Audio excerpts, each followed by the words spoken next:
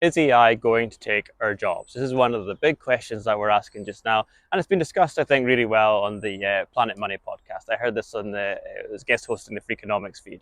But basically, they look at lessons from history and say new technology has always freaked us out. So the steam-powered loom, for example, this is the Luddite example, replaced traditional weavers, and then they weren't happy about this because they worried they were going to lose their jobs. To be fair, they were right; they did lose their jobs.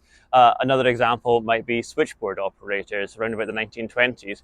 A sizable chunk of the US women in work were working as switchboard operators. They were replaced by the ability to place their own phone calls. A more modern example might be like automated checkouts, for example, that you see in supermarkets.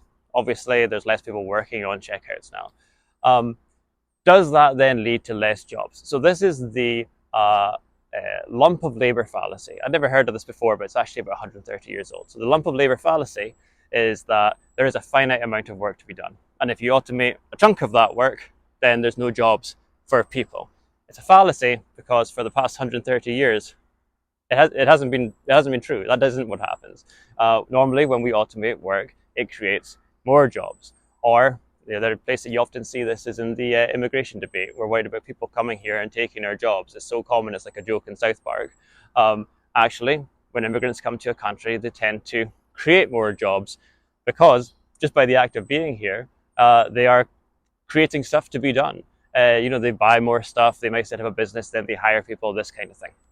So the lump of labor fallacy suggests that we're all going to be fine. But there's two questions in the context of AI in particular. So one is, how long is this going to take? So while it is true that in the past everything has shaken out okay in the end, it has been painful for the people who lost their jobs in the moment. So how do we navigate that?